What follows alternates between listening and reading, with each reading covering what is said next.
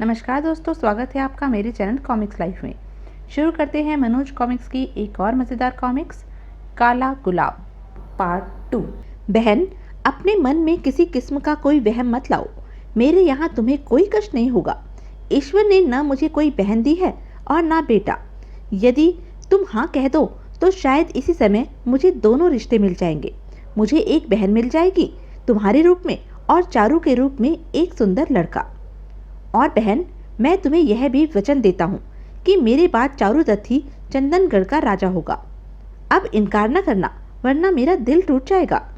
आप कितने अच्छे हैं भैया, आपको भाई के रूप में पाकर मैं धन्य हुई। रानी रूपमती ने उसी समय अपने पल्लू का एक टुकड़ा फाड़कर राजा कामसेन की कलाई पर राखी बांधी और खुशी खुशी उसके साथ चंदनगढ़ की ओर चल पड़ी। राजा कामसेन रानी रूपमती और चारूदत्त को महल में ले आया। यह तुम्हारा और चारू का शयन कक्ष है। तुम्हारी सेवा में दास दासियां हर वक्त मौजूद रहेंगी। किसी भी चीज़ की कोई ज़रूरत हो तो उनसे कह देना। ठीक है भैया, मैं आपका यह उपकार कभी नहीं भूलूंगी। चल पगली, राखी बांधने के बाद भी तुम ऐसी बातें करती हो। कभी भाई का भी बहन पर उपकार होता है। अच्छा, अब मैं चलकर राज कार्य देखता हूँ। तुम और चारू स्नान आदि कर लो, फिर भोजन करके आराम करना। संध्या को फिर मुलाकात होगी। बहुत अच्छा भैया। अच्छा बेटे चारू, संध्या तक के लिए विदा। अच्छा मामा जी, लेकिन संध्या को जल्दी आना। इस तरह रानी रूपमती और चारू के दिन वहाँ आनंद पूर्वक कटने लगे। रानी रूपमती को तो अपने पति के बिछुड़ जाने का गम जरूर रहता था, लेकिन चारूदत्त राजा कामसेन और रानी चंद्रावती के लाड प्यार में कुछ ही माह में अपने पिता और राज्य को भूल गया। धीरे धीरे राजकुमार चारूदत्त 17 वर्ष का हुआ। तब तक वह पढ़ने लिखने के साथ साथ तीर तलवार व दूसरे हुनर सीखकर इतना बड़ा बहादुर योद्धा बन चुका था कि पूरे चंदनगढ़ में उसकी बराबर का कोई दूसरा नहीं था। वाह वाह, बहुत खूब। 21 वर्ष की आयु में चारू को हर प्रकार से राज कार्य चलाने में योग्य देखकर राजा कामसेन ने उसे अपना राजपाट सौंप दिया। राजा चारूदत्त की जय हो। महाराज कामसेन अमर रहें। आहा, आज ईश्वर ने मेरी सारी इच्छाएं पूरी कर दी। मेरा बेटा राजा बन गया। उस दिन पूरे चंदनगढ़ में खुशियां मनाई गई। घर घर में रोशनी की गई। राजा कामसेन की ओर से गरीबों में खूब धन बांटा गया।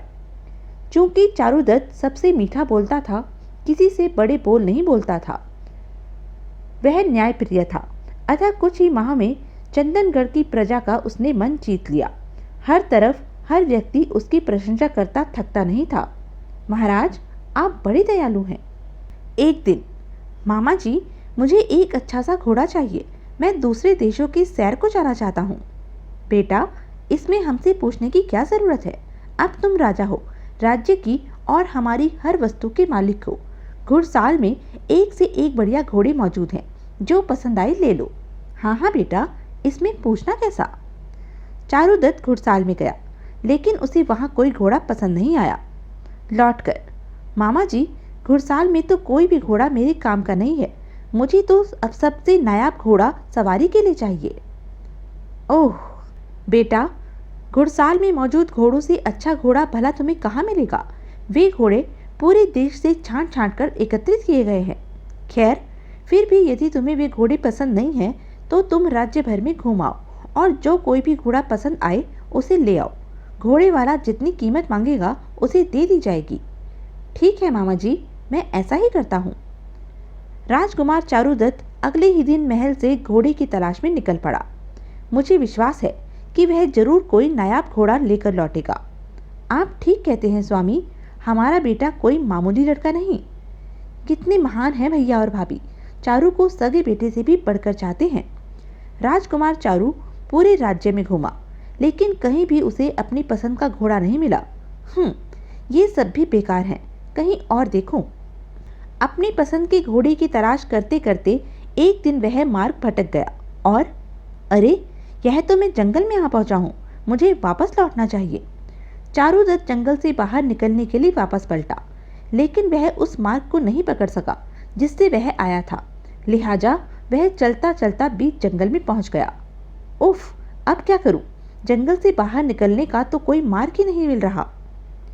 क्यों न पहले कुछ खा पीकर थोड़ी देर आराम कर लूँ, फिर आगे बढ़ूंगा।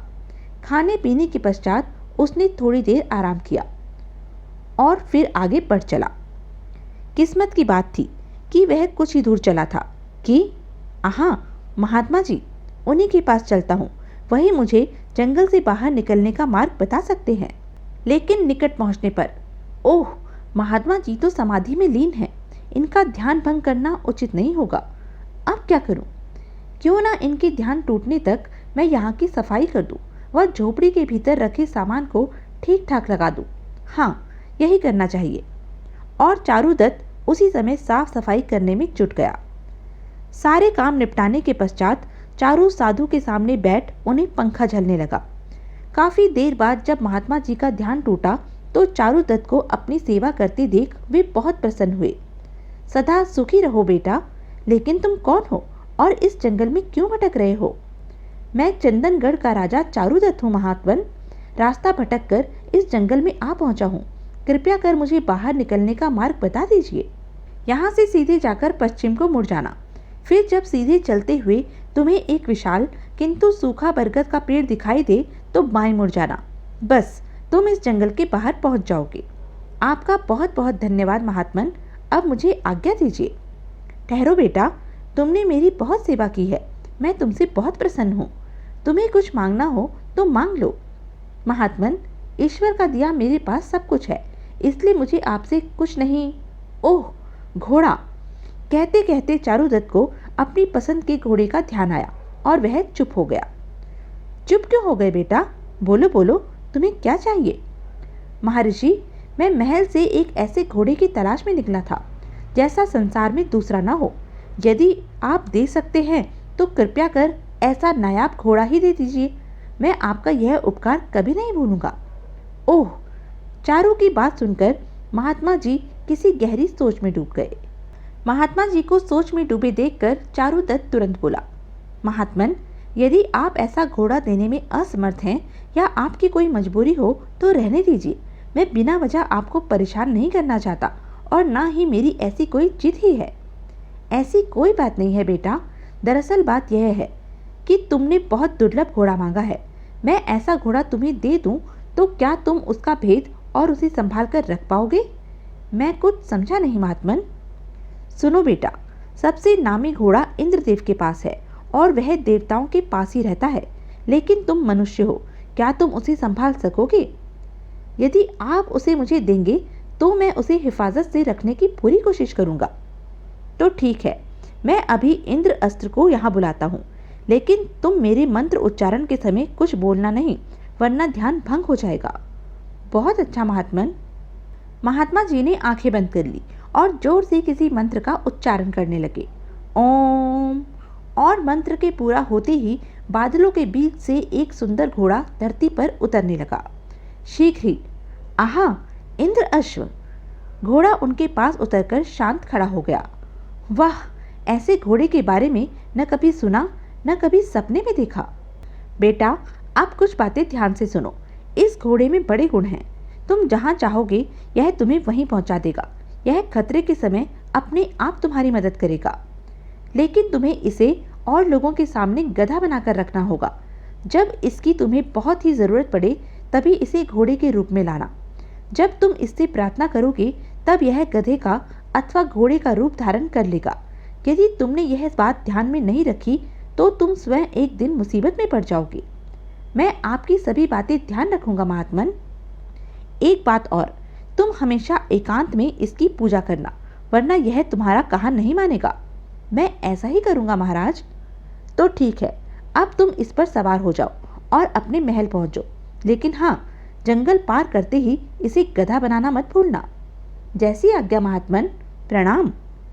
महात्मा जी से विदा लेकर चारुदत्त इंद्र अश्व पर सवार हुआ। चलो मेरे प्रिय बंधु, मुझे इस जंगल से बाहर पहुंचाओ। घोड़ा तुरंत ही हवा में उड़ता हुआ एक और चल पड़ा। जंगल पार होते ही, बंधु नीचे उतरो। नीचे उतरने पर मेरी तुमसे प्रार्थना है कि तुम गंधर्व रूप धारण कर लो। घोड़े ने तुरंत गधे का रूप धारण कर लिया। वाह, अब मैं इस पर सवारी करके राजमहल पहुंचूंगा। लोग बाग, माता और मामा मामी को आश्चर्य तो होगा और वे मेरी हंसी भी उड़ाएंगे। लेकिन मुझे कोई परवाह नहीं। ऐसे अद्भुत घोड़े की हिफाजत के लिए मुझे थोड़ी बहुत बेइज्जती सहन भी करनी पड़े तो कोई हर्ज नहीं। और वह गधे पर सवार होकर राजमहल की ओर चल पड़ा। और नगर में पहुंचते ही वैसा ही हुआ जैसा कि उसने सोचा था। अरे, महाराज और गधे पर? आश्चर्य है, लेकिन कहीं वे हमसे जानबूझकर ही तो अपनी हंसी नहीं उड़वाना चाहते। देखो ना, उन्होंने अपना चेहरा कितना मस्खरा सा बना रखा है। हाँ, यही बात हो सकती है। आखिर हमारे महाराज खुशदिल इंसान जो है। और हा हा हा हा, महाराज की हमेशा जय जयकार हो। महाराज जिंदाबाद, ही, महाराज अमर रहें। चलो, यह युक्ति भी काम आई। लोगों ने इसे मेरा अपना ही हाथ से समझा। जब वह राजमहल पहुंचा, हैं, चारू और गधे पर सवार, क्या उसका दिमाग खराब हो गया है? हाय, मेरा बेटा! हे ईश्वर! कामसेन, चंद्रावती और रूपमती तुरंत नीचे पहुंचे। बेटा, इतने दिनों बाद वापस लौटे हो और वह भी एक गधा लेकर। क्या तुम्हें पूरे देश में कोई घोड़ा नहीं मिला? या मैं यह समझूं कि तुम्हारा दिमाग खराब हो गया है? नाराज मत होइए मामा जी, और ना ही दुख व चिंता कीजिए। यह साधारण गधा नहीं है, बल्कि हजारों लाखों घोड़ों से शानदार और तूफानी है। एक दिन पूरे देशवासियों के साथ साथ आप लोगों को भी मेरी बात का विश्वास हो जाएगा। मैं थका हुआ हूँ, इसलिए आराम करना चाहता हूँ, अतः संध्या तक के लिए विदा। लेकिन बेटा, पर चारू ने बिना उनकी बात की ओर ध्यान दिए निकट खड़े एक सैनिक को संबोधित किया। तुम मेरे प्यारे गधे को मेरे शयन कक्ष के साथ वाले कमरे में छोड़ाओ और सबको सख्त हिदायत कर दो कि कोई भी उस कमरे में ना जाए। मैं स्वयं ही उसकी देखरेख करूंगा। जो आज्ञा महाराज। और फिर वह बिना किसी से कुछ बोले अपने कमरे की ओर चल पड़ा। इसका दिमाग तो वास्तव में खराब हो गया लगता है। गधे को हजारों लाखों घोड़ों से शानदार बता रहा है। उस दिन से चारुदत्त घोड़े की देखरेख करने लगा। वह स्वयं उसे अपने हाथों से खिलाता पिलाता और रोज संध्या के समय उसकी पूजा करता। इधर बीते हुए वर्षों में राजा केशव दत्त के तीनों बेटे जवान हो चुके थे, लेकिन राजा केशव दत्त की तो आंखें जाने से जैसे दुनिया ही वीरान हो गई थी। उसका मन किसी भी कार्य में नहीं लगता था। वह हमेशा बिस्तर पर उदास पड़ा रहता था। दूर दूर से वैद्य और हकीमों ने आकर उनका इलाज किया, लेकिन कोई भी उनकी आंखों की ज्योति वापस न ला सका। एक दिन, महाराज, आजकल एक सन्यासी हमारे नगर में आए हुए हैं। उसकी बहुत चर्चा सुनी है। सुना है कि वह हर मर्ज का इलाज कर देता है। यदि आपको स्वीकार हो तो उसे यहाँ बुलवा भेजूं। हो सकता है वही आपकी आंखों की रोशनी वापस ला दे। यदि ऐसी बात है तो उन्हें यहाँ बुलवाने की कोई ज़रूरत नहीं है महामंत्री जी। हम स्वयं उनके पास चलकर जाएंगे और इसी वक्त जाएंगे। आप तुरंत हमारे जाने की तैयारी कीजिए। महामंत्री के जाने के बाद, मेरे बच्चों, क्या तुम भी हमारे साथ वहाँ चलना पसंद करोगे? अवश्य पिताजी। ऐसे पहुंचे हुए सन्यासी के दर्शन करके हमें बेहद खुशी होगी। ईश्वर करे वे आपकी आंखें लौटा दे। और कुछ ही देर बाद सन्यासी ने उनका मृदु मुस्कान के साथ स्वागत किया। आइए राजन, आप लोग यहाँ विराजिए। सन्यासी ने राजा की आंखों की अच्छी तरह जांच की तो उसका चेहरा गंभीर हो उठा। क्या हुआ सन्यासी जी, आप गंभीर क्यों हो गए? हमारे पिताजी की आंखें अच्छी हो सकती है ना? बोलिए ना सन्यासी जी, आपकी चुप्पी हमारे मनों में घबराहट पैदा कर रही है। हाँ सन्यासी जी, आपको जो कहना हो निसंकोच होकर कहिए। तो सुनिए, महाराज की आंखें दुनिया का कोई भी वैद्य या हकीम ठीक नहीं कर सकता, मैं भी नहीं। तो फिर बस एक ही उपाय से महाराज की आंखों की ज्योति वापस लौट सकती है, और वह उपाय है काला गुलाब। यदि काला गुलाब को किसी तरह हासिल किया जा सके तो। काला गुलाब? काले गुलाब का क्या रहस्य था? सन्यासी ने काले गुलाब के बारे में राजा केशव दत्त और राजकुमारों को क्या बताया? क्या राजा की आंखें वापस आ सकी? चारुदत्त के इंद्र अश्व का क्या हुआ? क्या चारुदत्त और रानी रूपमती का दोबारा राजा केशव दत्त से मिलन हो सका? यह सब हम जानेंगे अपने अगले वीडियो नागलोक की शहजादी में। तब तक के लिए बने रहें मेरे साथ, और हाँ, मेरे चैनल को लाइक, शेयर और सब्सक्राइब करना न भूलें। धन्यवाद।